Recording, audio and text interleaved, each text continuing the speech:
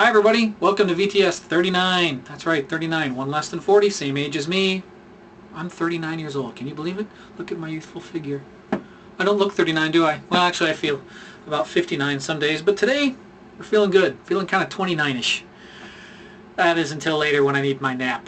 Then I'll start feeling 59-ish again. Anyways, welcome to VTS39.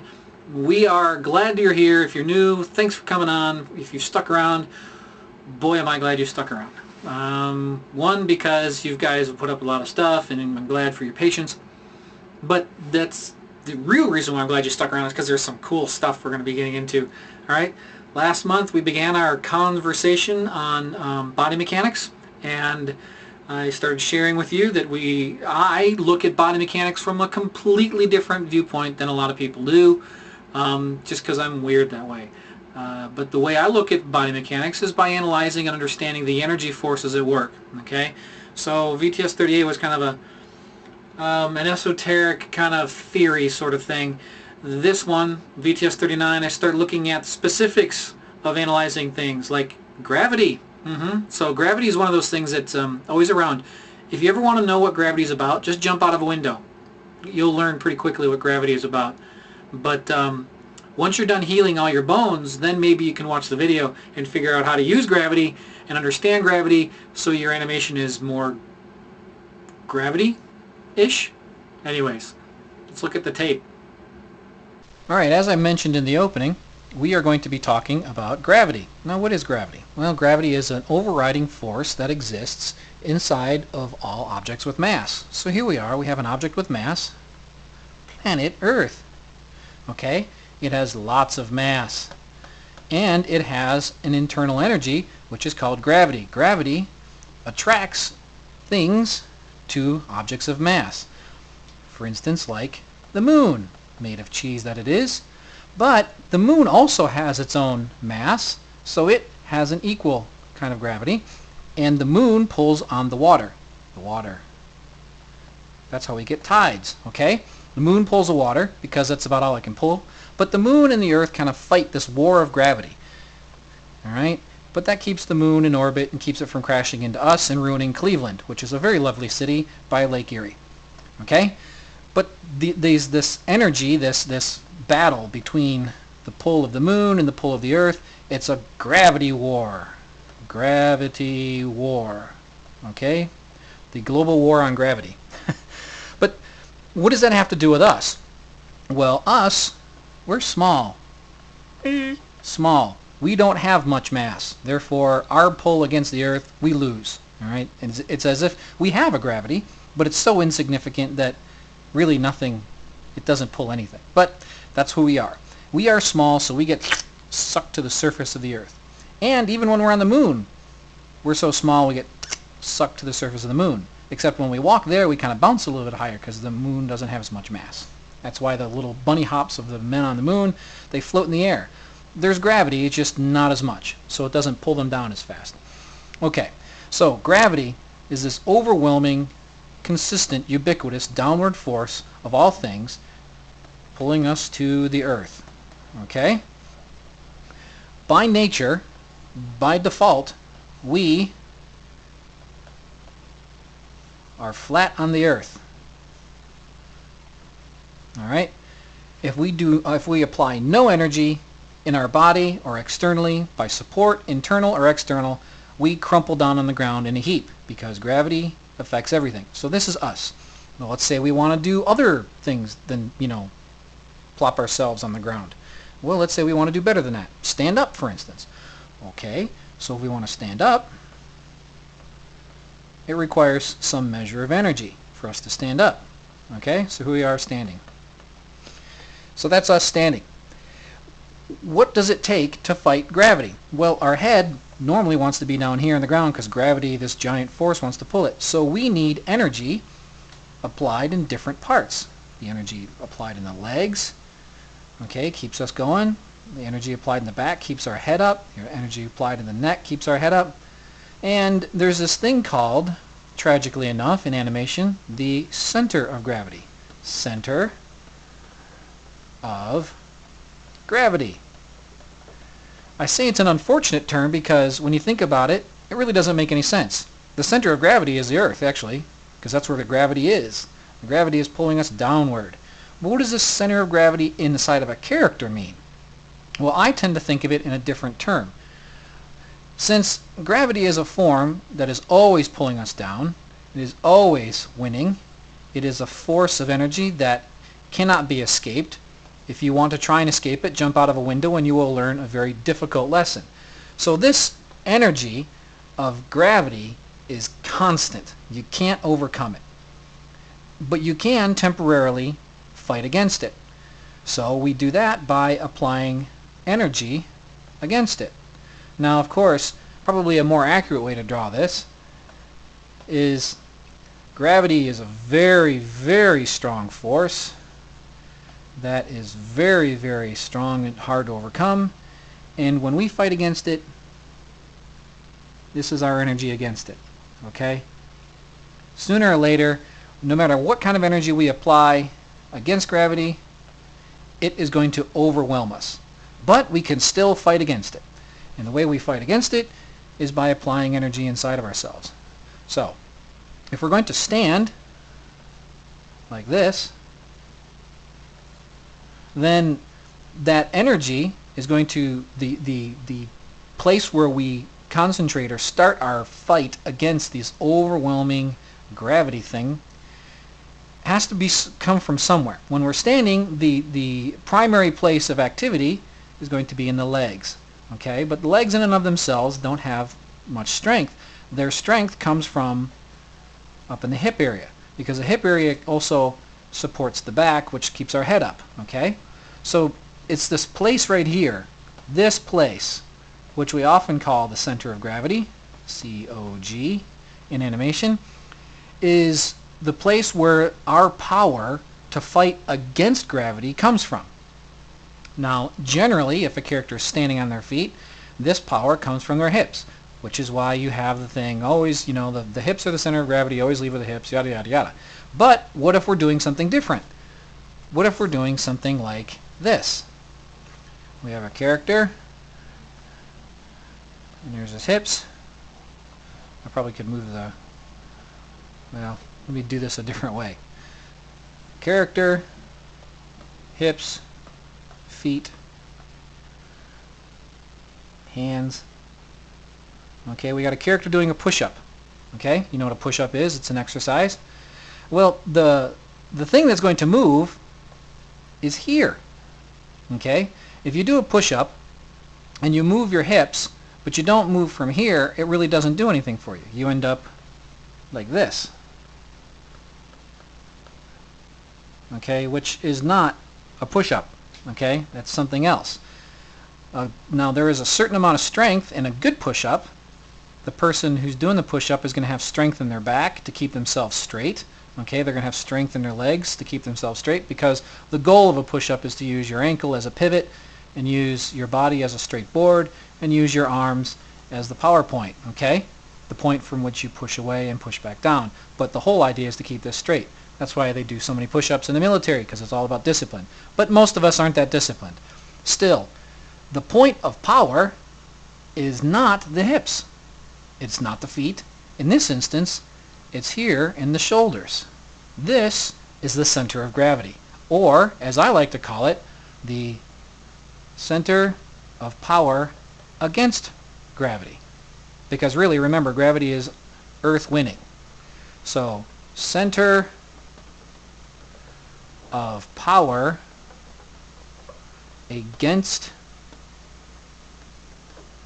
gravity. So the copag. It's not as simple as the cog, but it's more accurate, because in this instance the center of power is going to be in the shoulders and in the arms, but it's really going to drive from the shoulders. Now that's a very interesting thing, because this now explains why you can have different powers of, center of gravity, or different copags, as I like to call it, because it all depends on analyzing and understanding where the energy against gravity is going to be coming from inside the character's move. It allows you to analyze the motion against gravity, and there's different kinds of fights. Okay, we have a couple of fights. I'll take a moment here to kind of describe one. The number one fight of energy is versus gravity. Okay? That's what we're talking about this month. The number 2 fight of power is versus inertia. Okay? We'll talk about that more next month. Gravity is a downward force that exists. Inertia is stillness versus motion. Okay? One always wanting to fight against the other. Again, we'll talk about that more next month. But these are your 2 fights, and they are interrelated. But it's important for us to get gravity first because it is always existent, and gravity exerts itself in stillness and in motion. So it's kind of like a higher order of energy. All right. Having gone against that, what we can do then is in our COPAG, our center of power against gravity, is we can analyze what the kind of motion it is. Okay, if it's a motion that is using the legs, all right, in any sort of way, we can then start thinking that for the most part the power of gravity, or the COPAG, or the center of gravity, is going to be here in the hips, from which the energy is expressed into the legs and is also expressed up into the back. But if it's a different kind of motion, if it's a push-up or even a pull-up, what's a pull-up? You got a bar, got a dude, all right, and he's trying to pull himself up. Well, your legs and your hips are really of no use there, so what you want to try and do is emanate from there. So what we can do is take a look at what kind of motion is it that we're fighting against gravity, gravity being the power that goes down, us fighting against it going up. This is our energy. Where does it come from? Analyze the move. A lot of times, most of the time, for a character standing, it's going to be in the hip area. Okay, but it's not always true. Sometimes there are motions that are not from the hip area. Maybe it's from the shoulder area. Okay? So that's an understanding of the center of power against gravity. Well, here's kind of like there's 4 basic tenets here, but here's kind of tenet number 1. Okay, the idea, or principle number 1. The COPAG, or the COG, is what I call the primary mover. Okay? Primary mover meaning it's the first thing to move. Let's take a look at the push-up again. Okay? Have the guy, he's doing a push-up. All right, so he's ready to do his push-up. Now, the thing about this is, if you're a great military push-up guy, your back is going to remain perfectly straight. Okay? But if you're sloppy, fat, and overweight like I am, you're not going to maintain quite such rigidity. So what's going to happen is the shoulders will go up first, and then you'll find that the hips kind of lag behind. Because the center of gravity, or the COPAG, is the primary mover, because that's where the force is applied strongest and where it is applied first. Everything happens after that. Okay? Let's say we have a guy who's going to stand up. Okay?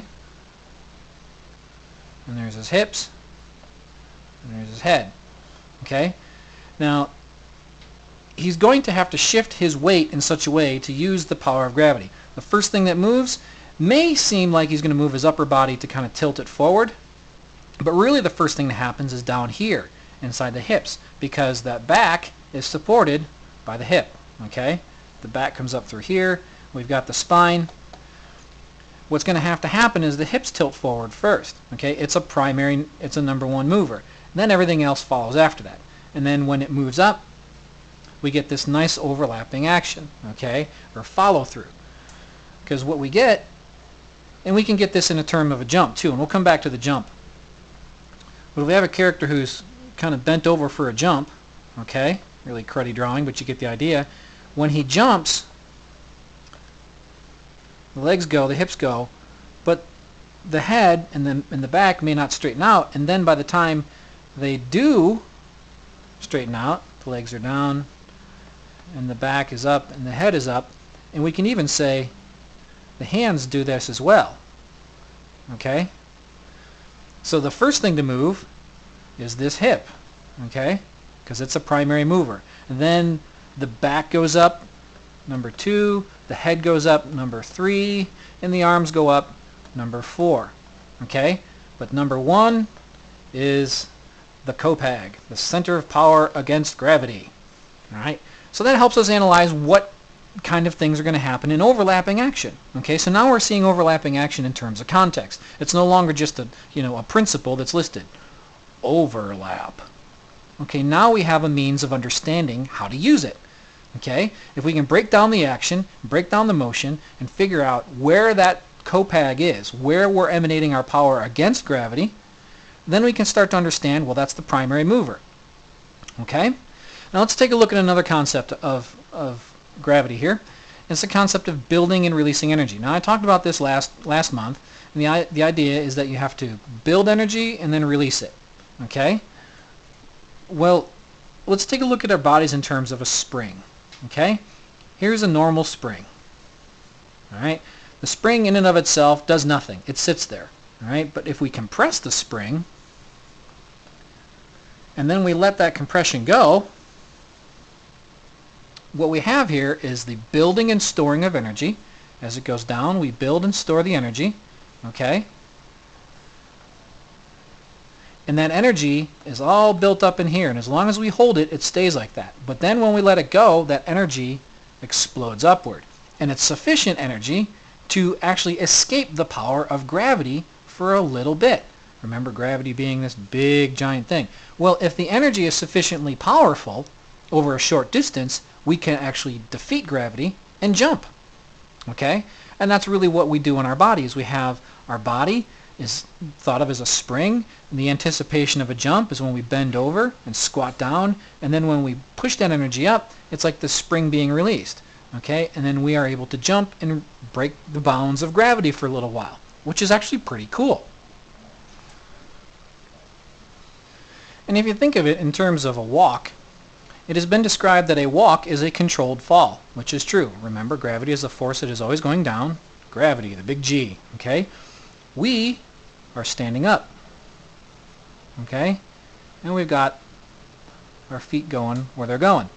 Okay? The idea is if this front leg right here, if it wasn't strong enough, if it had been broken or if the knee didn't work or we had no power in it, we would end up falling down splat on our face because the big G, gravity, wins. So what we're doing with every step is we launch ourselves up with the pushing leg, and then we throw ourselves forward, and there's always a point in a walk where we're off balance, and then gravity starts to pull us down, and we throw that other leg out in front to catch us. Okay? So, and then the overlap of that, the settling and going up, that's inertia versus stillness, but there's a certain aspect of gravity involved there as well. The forward motion is, the speed changes there, or inertia versus, stillness versus motion, but the up and down motion is gravity versus power. Okay? So what happens is we throw ourselves up with the stepping foot, we kind of come up, it's a controlled fall, and then we catch ourselves with our leading foot, but there's a little power struggle there between our foot and gravity, and then we throw ourselves up, and then we go down and up, and you can start seeing how we can track the motion of the hips, which in this instance would be the copag, or the cog as we usually call it. All right? So we see that being the center of how we move. And it's the same thing for a run. A run is really just a more exaggerated or a more explosive version of a walk.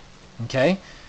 The run, the primary difference between a walk and a run is that a walk equals 1 foot always on the ground. Always. And a run, regardless of speed, equals both feet off the ground for some time. All right? The question is how long that is. Okay? If it's a really fast run, that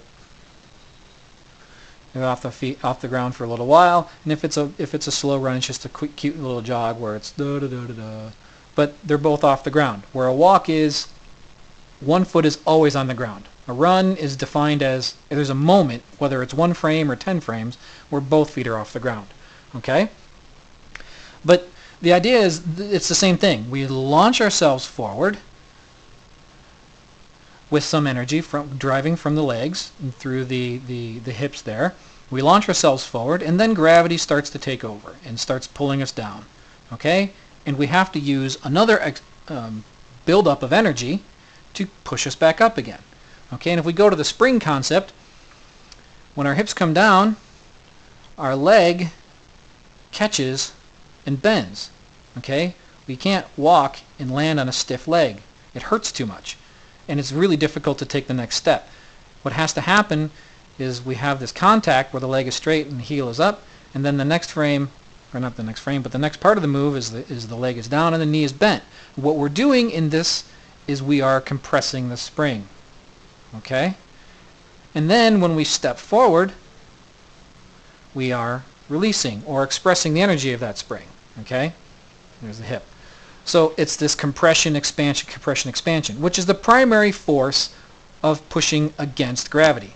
Gravity is a primary force down. The primary means of fighting against it is compression and expansion, or storing and releasing of energy, like I talked about last month. All right, so going from there, what's next?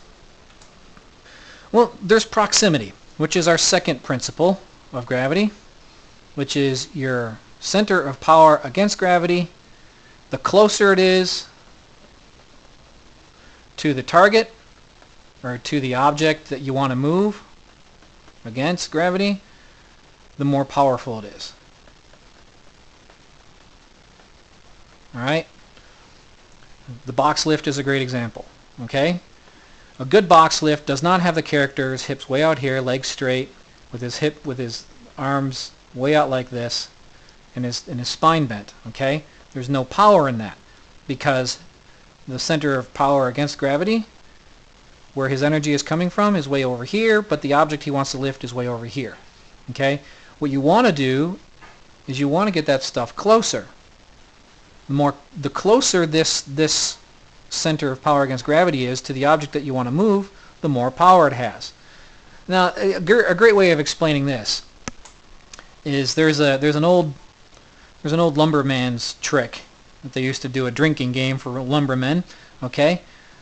Guy would stand here, and he would hold out at the end of his reach an axe. Okay, let's draw the axe as a nice blue color. It's a tall, long-handled axe. Okay? And his hand is at the end of it. And what he would do is he would slowly lower the axe down and touch his forehead. Okay? Now, if that axe is heavy, that's really hard to do. And if that handle is long, it's really hard to do. Well, why? Because the power is up here in the wrist and in the forearm, because all this remains rigid. He's not bending his arm, he's keeping himself staying straight up, and he lowers this axe down. Well, the heaviest part of the axe is up here, but the power is down here. So there's this distance between the two. And this distance between the two makes the application of power to the weight very, very hard to do. Now, I wouldn't suggest you try this with with an axe on your head, but you can try it on something else. Get yourself a heavy hammer, maybe a sledgehammer, and lay it on the ground like this, and then grab it with your hand, and keeping your arm still, using just your wrist and your forearm, just this right here, not using your shoulder, try and lift this hammer off the ground just by bending your wrist. If you can do it, you are manly. Okay, it's really, really hard to do, because the weight is way over here and the power is way down here. This distance between the weight and our copag, or our center of power against the gravity, that distance is too far. So the farther away that distance is, the more diminished that power is. So distance equals, well, less power. All right? But proximity equals more power. Let's take this same example here. I'll go ahead and erase all this. We have this thing here. We erase his hand. And yada, yada, yada. And we get rid of this distance here. All right? You get to watch me erase. How fun is that? Okay, now, let's say he grabs the handle here. And you try and lift this off the ground just by rotating your wrist. It's a lot easier to do. Why? Because the power is close to the weight. That is why it is good to have, whenever you have a box lift, you always want that center of gravity right next to it, and you want the legs close in as well, so that you have all the power possible applied close to the box, because the weight involved here is in the box. That is the object of desire. This is what we want to lift against gravity. Gravity being the overwhelming power of everything, the big G, okay? The big G is sucking the box down. We want to lift it up, and we want to use this piece of energy right here, this center of power against the gravity. In order to do that, the closer it is, the more powerful this is. Therefore, the more easy the job is. Okay? Does that kind of make sense? Now it helps you understand why you move closer to the box. It gives you a little principle to work that out. Okay? Instead of saying, well, you should move closer to the box. Why? That's a question I always ask. Whenever somebody tells me to do something, even as a kid, my question was, well, why? It's got to make sense to me. Well, this makes sense to me. All right? So that's our second principle, is the distance has a great application to the power that your center of power against gravity has. All right? More distance, the weaker the power is. The closer, the more powerful the power is. Okay? Okay, so what's the next thing we have in mind here? Well, the third principle, or third idea, is the concept of what you would call winning power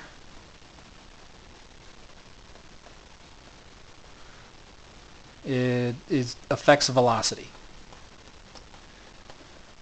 Velocity, okay? What does that mean? Well, let's go to a ball drop, okay? And let's take a look at this. You got a ball, it's held in your hand, and you drop it. It goes down, okay? Because the power that is winning here is gravity, big G. Okay, there is nothing to stop the ball from falling. The ball falls and it hits the ground. Doink, doink, doink. Okay. There's nothing to stop the ball from hitting the ground. There's nothing in the way unless you grab it. Unless it's a yo-yo with a string. It is just going to fall. And the more that gravity is uncontested, remember it's a war, the global war against gravity. War versus gravity. Okay? Our power, we fight gravity. But when we have no application of that power, gravity wins. And what happens is you'll find that at first the ball doesn't move very far, but then it very quickly gains velocity. Okay? These things are spacing timing. Okay? The reason why it doesn't move very far at first is because gravity has only just begun to take over when we let go. Okay? This is one of those stillness versus, this is where gravity meets inertia. All right? When we hold on to it, and our hands around it, we got ourselves a situation where gravity has no control over it. Our hand has total control. But when we let go, now gravity begins to take over. And it doesn't take very long for gravity to completely take over. When gravity is 100% in control, the velocity is higher. Okay? But that's not always true. It's whatever energy is 100% in control, that makes our velocity higher. Well, what do you mean by that? Well, there's energy pulling us down, which is gravity, but then there's also the stored energy of the ball going back up. Let's take a look at this in terms of a bouncing ball again. Ball starts here, it drops down, and then if it's a springy ball with a very loose kind of, springy, spongy material, it bounces back up rather highly and then comes back down and bounces up and comes back down, bounces up, comes back down, and keeps doing that. Okay? The reason why is if it's a springy ball, we'll go back to our spring concept. It has there's a spring of the ball, but then when the ball lands, it compresses. Okay? You may not see it, but if we animate it right, we kind of show that a little bit. So what's happening is the spring compresses, and then when the ball launches back up, the spring is released. Okay? So what happens is down here, so here's our spring normal. Here's our spring compressed. And then when the ball launches up, here's our spring released. Okay? Energy stored, released. So that's where the energy here is nothing. The spring energy is nothing. There's nothing affecting it, so it's just going down. Gravity is winning the day. All right? But down here, the ground is something that causes a change. Okay? Once it gets down here, gravity really doesn't have anywhere further for it to go. But what happens is this energy is stored, and then eventually it has to release. And when it does, that energy is greater than gravity. That's why the ball goes up. Anytime something goes up, that means that power is greater than gravity. But it's only greater for a little while. But the fastest places, okay, when you take a look at spacing, the ball moves the fastest when gravity is in full control, and also moves the fastest when this explosive energy is in full control. All right?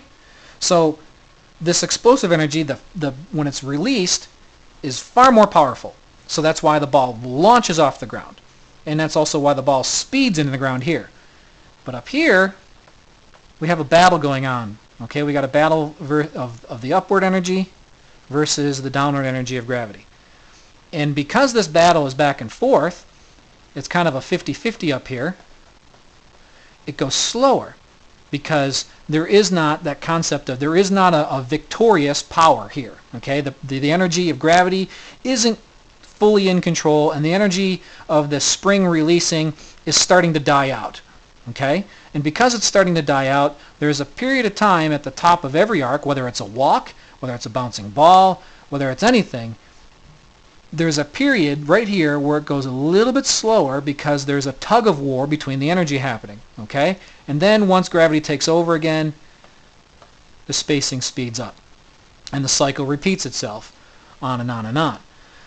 Let's take a look at this from the standpoint of a tug of war. Okay, you got a rope, you got dudes down here, brr, manly men, brr, and you got dudes down here, brr, manly men, brr. And what you have, you got this little ribbon in the middle. Okay, what you have is this energy versus this energy, and when it's 50-50, that little thing doesn't move very far. But what will happen if all of these guys let go? Woo! We let go. Well, now that energy is 0, 100. What happens to the rope? It goes this way very quickly. Okay? It goes so quickly, in fact, these guys can't keep up and they fall down. As long as the energy is fighting it, it's going to maintain perfect condition, as long as there's a balance in the energy. To win a tug of war, all you want is to be able to do 51% versus 49%. It may take you a while, but you'll win. All right? But if it goes to 0 and the other one goes to 100, the game's over very quickly. Okay? And this principle applies all the way throughout the scale. Okay? 49-51 is slower motion. 100 to 0 is the fastest motion. 75-25 is somewhere in between. Okay? And that's really what I'm talking about here. When we're talking about the different power or different energy, you know, when one energy is more victorious, is winning, then the velocity is higher. All right? I mean, the motion is faster. Okay? But if the energies are fighting each other, like at the top of an arc for a bouncing ball, where gravity, the downward force, is trying to fight, actually, it's probably more accurate to say the upward force of the explosive energy is beginning to fade out, and gravity is beginning to, again, exert its inexorable control over things. It's this point up here where the spacing gets rather tight, because it's like that tug of war. But then sooner or later, gravity wins the tug of war, and it goes faster, okay, until it launches again. But then that escape energy is winning the tug of war. So it's like, if we look at this in terms of our escape energy being red and gravity being green, at this point, red is really winning, okay? And at these points, green is really winning, okay? But somewhere up in here, you got a little bit of green, and you got a little bit of red. But the red kind of dies out. Make sense? So that's where we get this tug of war. That's why it's always slower at the top, and that's the same of a walk, and faster when it hits, and then faster when it comes up. Okay?